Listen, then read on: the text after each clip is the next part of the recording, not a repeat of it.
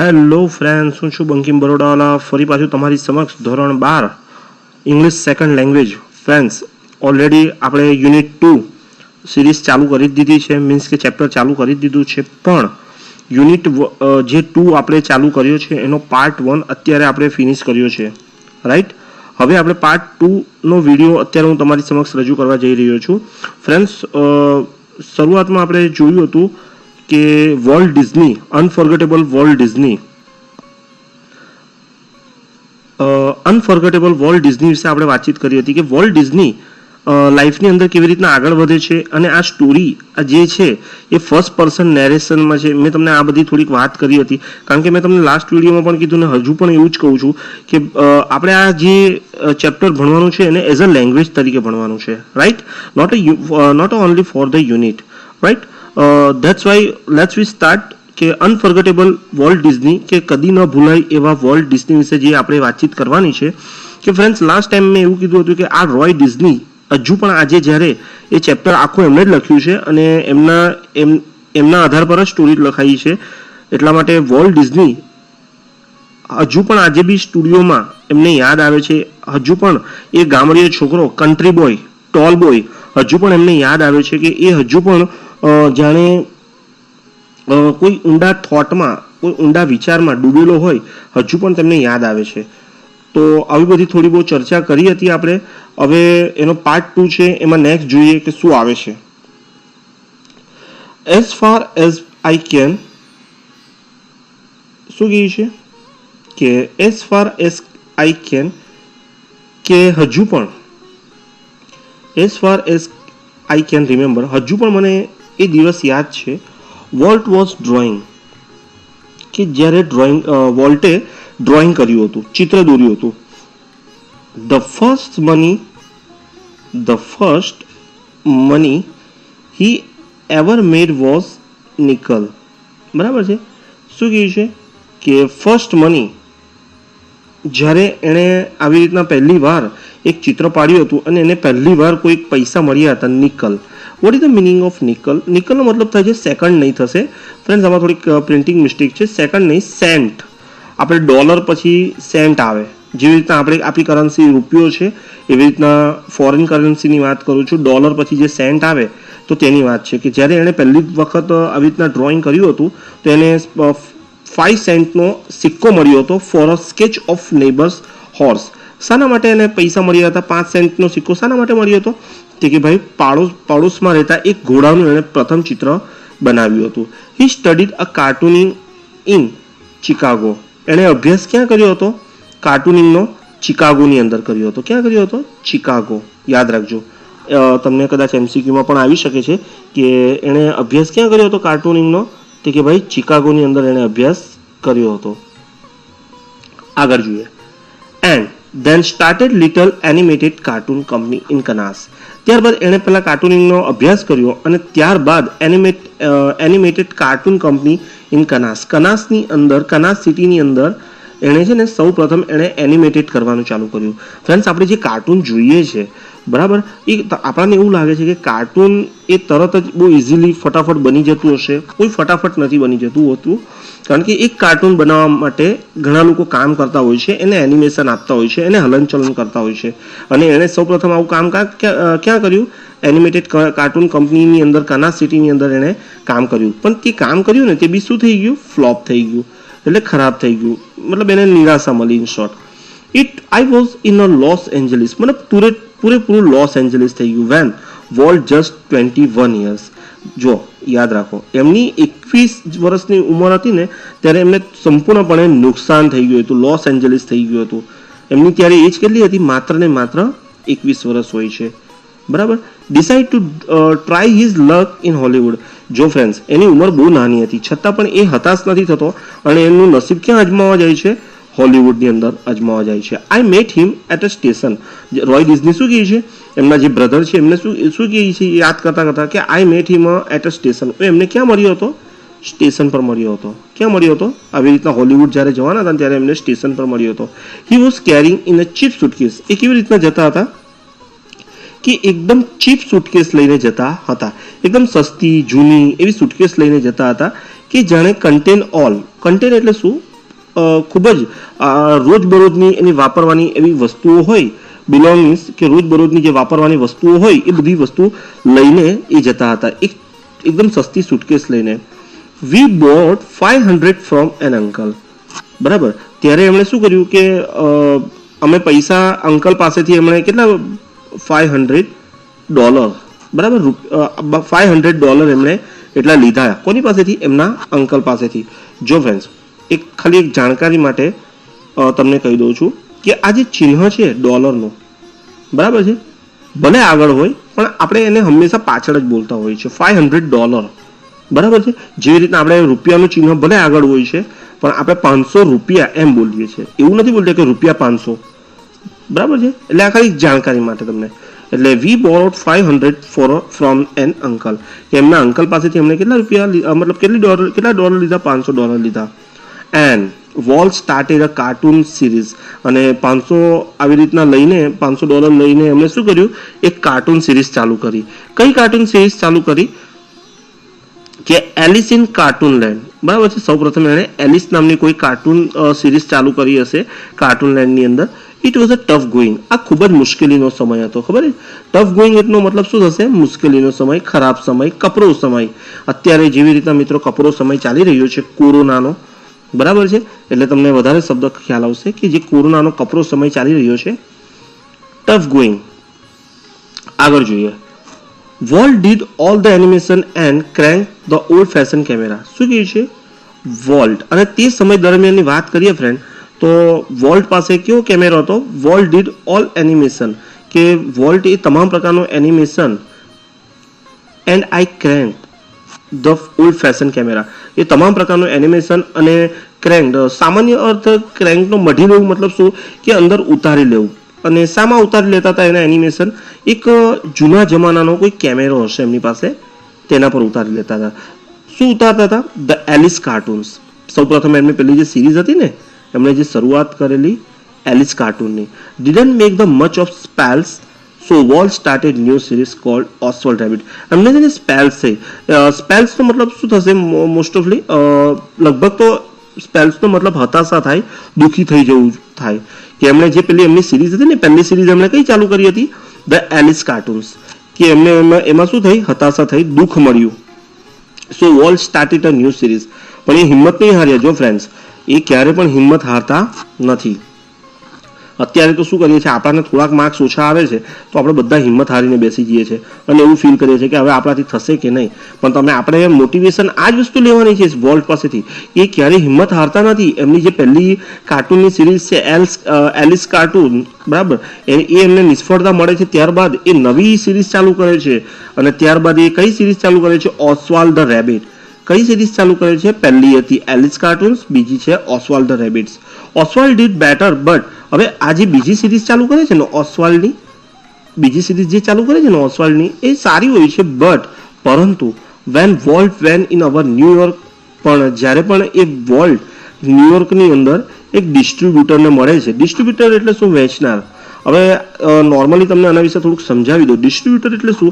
કે જ્યારે પણ આપણે કોઈ બુક લખીએ છીએ અથવા તો આપણે એને બહાર પાડવાની કોશિશ લખીએ છીએ અને આપણને એવું થાય કે એને બહાર પાડવી છે, તો આપણે કોઈ ડિસ્ટ્રીબ્યુટર શોધવો પડે.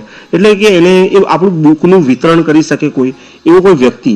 એટલે જ્યારે ઓસ્વાલ્ડ રેબિટ એમની સિરીઝ સારી હતી, પણ જ્યારે વોલ્ટ ન્યુયોર્કમાં ડિસ્ટ્રીબ્યુટરને મળે છે for more money he run in a travel, પણ પૈસા માટે, વધુ પૈસા માટે એણે ઘણી બધી ટ્રબલ કરવી પડી હતી. શું કરવી પડેલી? ટ્રબલ, એટલે કે મુશ્કેલી અનુભવવી પડેલી. What kind of deal did you make it, I asked. બરાબર, અને એમના જે ડિસ્ટ્રીબ્યુટર જે હતા એ શું કહે છે? What kind of deal did you make it, એટલે પેલા જે ડિસ્ટ્રીબ્યુટર હતા ને, કે તમારા માટે હું શું કરી શકું છું, તું કયા પ્રકારની ડીલ કરવાની વાત કરે છે બાળક, એમ કહે છે. We haven't got a deal, Walt admitted. એટલે શું કહે છે કે વોલ્ટ શું કહે છે કે હા, મારે કોઈ ડીલ નથી કરવી. The distributor copyrighted Oswald and he is talking over the series himself. એટલે આ ડિસ્ટ્રીબ્યુટર શું કહેતો હતો કે આ ઓસ્વાલ્ડ જે એમની સિરીઝ ચાલી ગયેલી હતી, કોની? વોલ્ટની, બરાબર, તો એને કોપીરાઇટ કરતો હતો, બરાબર છે, એટલે નકલ કરીને અને એ પોતાનું નામ કરતો હતો ઓવર ધ સિરીઝ સ્ટ્રેન્જલી. અને બહુ વિચિત્ર લાગતું હતું, આશ્ચર્ય લાગતું હતું. સ્ટ્રેન્જલીનો મતલબ શું થશે? વિચિત્ર, આશ્ચર્ય. Walt did not seem downhearted. હવે જો પોતાની સિરીઝ ડિસ્ટ્રીબ્યુટર પોતાના નામે કરીને આવી રીતના વહેંચતો હતો, પણ છતાં પણ વોલ્ટે શું કર્યું? Walt did not seem down heart. એણે પણ ક્યારે પણ હિંમત હારી નથી. ડાઉન હાર્ટનો મતલબ શું થશે? હિંમત ક્યારે પણ હારી નથી. એક વાત યાદ રાખવાની ફ્રેન્ડ્સ, જે હિંમત નથી હારતા ને એ જ જીવનમાં આગળ આવે છે. બરાબર છે? એટલે do note down heart any further. Okay, કોઈ પણ રીઝનથી ક્યારે પણ ડાઉન હાર્ટ નહીં થવાનું.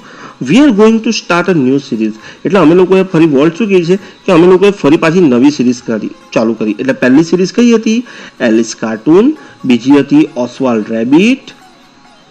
બીજી સિરીઝ કઈ હતી? Oswald Rabbit. અને ત્રીજી હવે કઈ છે? કઈ ચાલુ થાય છે? હી એન્થ્યુઝિસ. એને પ્રોત્સાહન આવે છે, એને થોડી પાછો ઉત્સાહ આવે છે. It's about mouse. એટલે આ વખતે એણે કઈ સિરીઝ ચાલુ કરી? એક માઉસ વિશે ચાલુ કર્યું. બરાબર. એક and his time we will on the mouse. આ વખતે તો એમણે પોતાનો જ એક માઉસ યુઝ કર્યો. The rest history is a history. અને ધ રેસ્ટ, અહીંયા રેસ્ટનો મતલબ આરામ નથી થતો friends.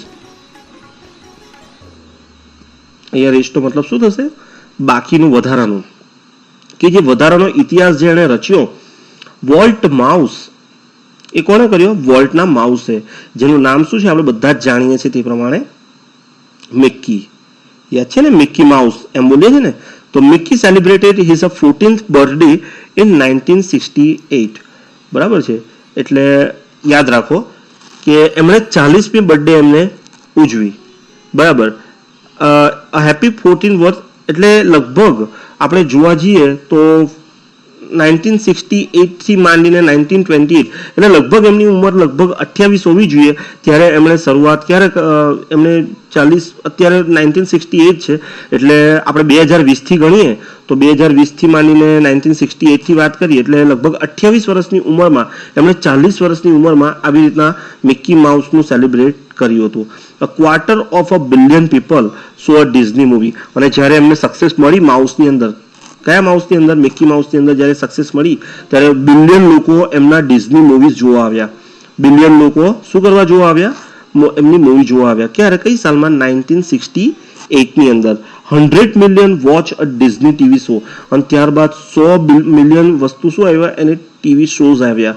Near a billion read a Disney book of magazine. ત્યારબાદ લગભગ બિલિયન જેટલી એમની બુક અને મેગેઝિન ત્યાં પ્રચલિત થઈ.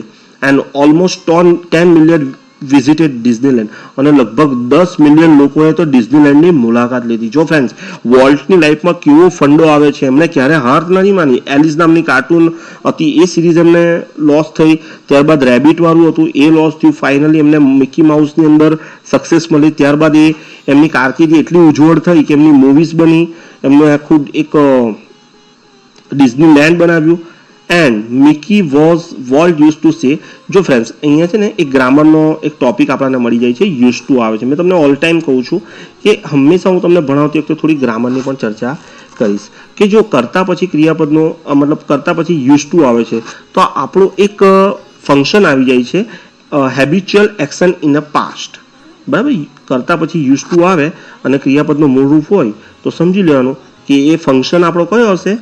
કે habitual action in a past. તો શું કહે છે કે ડિઝનીલેન્ડની પણ શરૂઆત કરી. And Mickey as a Walt use to say started it all. અને મિક્કીએ જે માઉસ હતો એમનો કાર્ટૂન એમણે બધું શરૂઆત કરાવેલી. Mickey was only the first successful product. અને આ મિક્કી એવું પહેલું એવું સક્સેસફુલ ઉત્પાદન હતું વોલ્ટ્સની મેચલેસ, એટલે કે અનુપમ, વોલ્ટની એક અજોડ અનુપમ કલ્પના એવી હતી, imaginations, ability to make his dreams. અને એવી મિક્કી એવી પહેલી અજોડ અથવા તો અનુપમ એવી કલ્પના એમની હતી, એવી શક્તિ હતી કે એમના જે સપના હતા એમણે રિયાલિટીમાં ફેરવ્યા. કોણે? મિક્કીએ. It was an ability he could turn on a for more any occasions. અને ત્યારબાદ એમને ખબર પડી કે એમની જે એબિલિટી છે, એમની શક્તિ છે, એ ઘણી બધા પ્રસંગોની અંદર, પછી મોટા હોય કે નાના હોય, ઓકેશન્સમાં એમને કામ લાગે છે અથવા તો એ અનુભવી શકે છે. એટલે ફ્રેન્ડ્સ, વોલ્ટની કારકિર્દી તમે જુઓ કે એણે હાર નથી માનતો, ત્યારબાદ એની મૂવીઝ ચાલી જાય છે, મેગેઝિન્સ ચાલી જાય છે, પોતાનું ડિઝનીલેન્ડ ચાલી જાય છે, પછી એ ક્યારે પણ હાર માનતો નથી. આગળ, વન્સ વેન માય સન, હવે આજે પણ રોય ડિઝની, તમને યાદ જ હશે આ ચેપ્ટર કોણ લખે છે, તે કે ભાઈ રોય ડિઝની લખે છે, એટલે એમનો બ્રધર. એટલે એવું કહે છે કે એકવાર when my son Roy Edward, બરાબર છે, when my son Roy Edward, જો અહીંયા એક નામ આપ્યું છે રોય એડવર્ડ. રોય એડવર્ડ કોણ છે? રોય ડિઝનીનો ભાઈ છે, સોરી રોય ડિઝની છે એમનો છોકરો છે. યાદ રાખજો, જ્યારે પણ સ્ટોરી ભણીએ છીએ એટલે એટલું યાદ રાખવાનું શ્યોર, ચોક્કસપણે, કે કયો કેરેક્ટર ક્યારે આવે છે અને એની સાથે કોના શું સંબંધ છે. અહીંયા રોય એડવર્ડ છે ને એ રોય ડિઝનીનો, મતલબ જે રોય એડવર્ડ છે રોય ડિઝનીનો ભાઈ છે, સોરી છોકરો છે. Had the measles Walt came and told him the story Pinocchio, બરાબર, અને પિનોચિયો નથી વંચાતું, પિનોકિયો વંચાય છે, બરાબર છે, જરાક સ્પેલિંગમાં ધ્યાન આપજો, પિનોકિયો વંચાય છે, પિનોચિયો નથી વંચાતું. એટલે રોય એડવર્ડ જે આપણે રોય ડિઝનીનો જે છોકરો છે એને હર હંમેશા વોલ્ટ એક સ્ટોરી સંભળાવતા હતા, પિનોચિયોની, મીન્સ કે પિનોકિયોની સ્ટોરી સંભળાવતા હતા, બરાબર. પણ ક્યારે સ્ટોરી સંભળાવતા હતા? જ્યારે એમને એક વખત રોય એડવર્ડ એટલે કે આપણે રોય ડિઝનીનો જે છોકરો છે એમને એક વખત મિઝલ્સ થઈ ગયું હતું, ઓરી, જેને આપણે ગુજરાતી ભાષામાં આપણે કહીએ ને મહારાજ આવ્યા, બરાબર છે. પણ ફ્રેન્ડ્સ, એક વસ્તુ તમારી જાણકારી માટે હું કહી દઉં છું, મહારાજ આવ્યા એ ચિકન પોક્સ કહેવાય છે, આ મિઝલ્સ છે આ ઓરી કહેવાય છે. ચિકન પોક્સ અલગ છે, મિઝલ્સ અલગ છે. નોર્મલી આપણે જરાક આમાં મિસ્ટેક કરી દઈએ છીએ, એટલે આ એક જાણકારી માટે છે. તો રોય એડવર્ડને એક વખત આવી રીતના ઓરી નીકળે છે, ઓરી અછબડા નીકળે છે, એટલે વોલ્ટ એમને એક સ્ટોરી સંભળાવે છે પિનોચિયોની, મીન્સ કે પિનોકિયોની, which he was a making at the time, તે સમય દરમિયાન, વેન કે જ્યારે પણ વોલ્ટ ટોલ્ડ અ સ્ટોરી, કે જ્યારે પણ વોલ્ટ એ સ્ટોરી સંભળાવવાની ચાલુ કરતા હતા, it was a virtuoso performance. Virtuoso performance એટલે શું? વિશિષ્ટ કળા.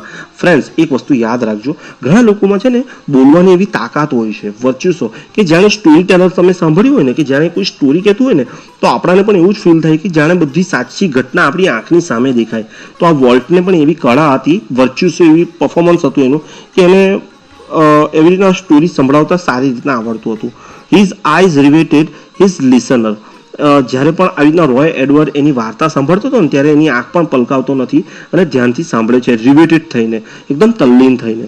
હિઝ માઉસ્ટન્સ ટ્વિચેડ, એટલે એની એક્સપ્રેસિવલી એમની જે આંખો હતી, એમના જે ચહેરાના હાવભાવ હતા એ બધા ટ્વિચેડ થતા હતા, ખેંચાતા હતા. હિઝ આઈબ્રોઝ, ફ્રેન્ડ્સ આઈબ્રોઝ એટલે તો તમને ખબર જ હશે શું છે, રોઝ એન્ડ ફેલ્ડ, એમની ભ્રમરો જે હતી તે ઉપર થતી હતી. His hands moved with the grace of the musical conductor. હવે ફ્રેન્ડ્સ, એક મ્યુઝિકલ કંડક્ટર એટલે શું તમને જો ખ્યાલ હશે, એક મ્યુઝિશિયન હોય ને, જે જ્યારે મ્યુઝિક આપતો હોય ને ત્યારે એના હાથ ઉપર નીચે આમ તેમ થતા હોય, તો એવી રીતના પણ એના હાથ પણ, જે રોય એડવર્ડ છે એના હાથ પણ આવી રીતના હલનચલન થયા કરતા હતા. Young Roy was a so wide eyed, અને જ્યારે પણ વોલ્ટ એમને સ્ટોરી સંભળાવતા હતા તો પેલો નાનો છોકરો જે રોય છે એમની આંખો પહોળી થઈ જતી હતી, વાઇડ આઈડ થઈ જતી હતી. વોલ્ટ્સ ગ્રાફિક ટેલિંગ ઓફ ધ ફેરી ટેલ, અને એ કઈ સ્ટોરી સંભળાવતા હતા? ફેરી ટેલની સ્ટોરી સંભળાવતા હતા, પરીઓની વાર્તા સંભળાવતા હતા. That he forgot all about his measles, અને જ્યારે પણ વોલ્ટ એમને રોય એડવર્ડને જ્યારે બધી વાર્તા સંભળાવતા ને ત્યારે એ એમની તમામ તકલીફો, એટલે કે એમને જે પેલો રોગ થયો હતો મીન્સ કે ઓરી, તે પણ એ ભૂલી જાય છે. Later when he saw the finished picture he was extremely disappointed, બરાબર. અને જ્યારે પણ આ બધું પિક્ચર, પોતાનું ચિત્ર જ્યારે ફિનિશ કરે છે તો હી વોઝ, તે ખૂબ જ આશ્ચર્યથી શું થાય છે? સ્ટ્રેન્જલી હતાશ થઈ જાય છે. It didn't seem as exciting as when Uncle Walt told it, he said. એવું કહે છે કે અંકલ જે વોલ્ટ હતા એમના જેવી સ્ટોરી કોઈ સંભળાવી નહીં શકે. એ પોતે કોણ કહે છે આવું? રોય એડવર્ડ કહે છે. એટલે આ રીતના ફ્રેન્ડ્સ, ફરી પાછું તમને એકવાર યાદ અપાવી દઉં સ્ટોરીમાં, કે રોય ડિઝની, બરાબર છે, જે રોય ડિઝની જે હોય છે એ એમના આવી રીતના વાતચીત કરે છે ફાઇનલી, અને બધું સંભળાવે છે, મૂકે છે, અને ફાઇનલી પછી જે બીજા પાર્ટની અંદર આપણે એવું જોઈએ છે કે એમને કેવી રીતના સક્સેસ મળે છે, કયા કયા કાર્ટૂનની અંદર સક્સેસ મળે છે તે જોયું આપણે, અને લાસ્ટમાં જે રોય એડવર્ડ છે એને સ્ટોરી સંભળાવે છે, બરાબર. તો આવી જ રીતના આપણો પાર્ટ 2 પણ પતે છે અને હવે પછી એમની લાઈફમાં બીજા કયા કયા ટ્રાયેંગલ્સ આવે છે અને બીજું આગળ શું થશે, તો ફ્રેન્ડ્સ હવે આપણે એને નેક્સ્ટ પાર્ટમાં જોઈશું. તો નેક્સ્ટ પાર્ટ જોઈએ ત્યાં સુધી મને સ્પેલિંગ લખીને વોટ્સઅપ કરી દેજો. ત્યાં સુધી મને રજા આપશો. Thank you so much.